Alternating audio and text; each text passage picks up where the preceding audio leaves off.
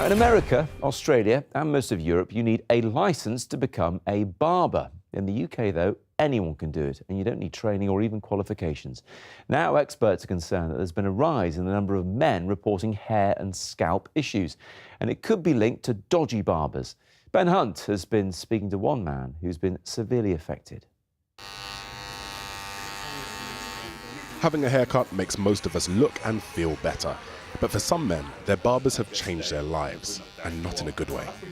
It started itching me, blood stains on my collar, blood stain on a pillow.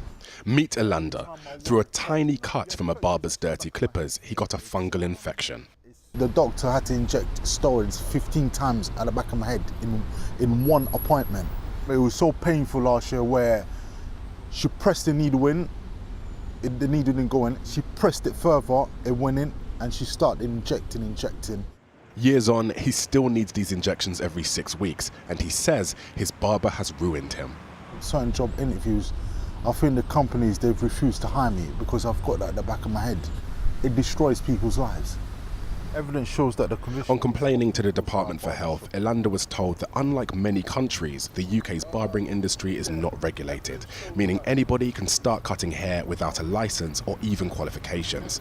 Of course, training does exist, but most barbers don't do it. I would recommend that they at least undertake the theoretical side of a level 3 MVQ, which will then enable them to identify any kind of diseases. Would you want hepatitis, herpes and HIV?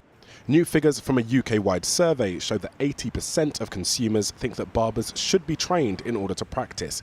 A further 74% would like to see barbers hold a licence, which proves that they have been trained. With health and safety concerns growing, and with the average man getting a trim every 4 weeks, is it time for us to cut our risk, as well as our hair? Dirty razors and blood-stained scissors.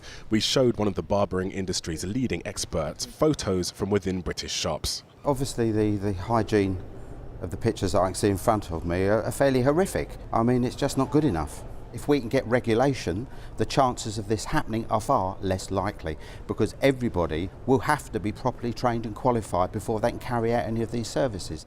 But do barbers themselves want to change?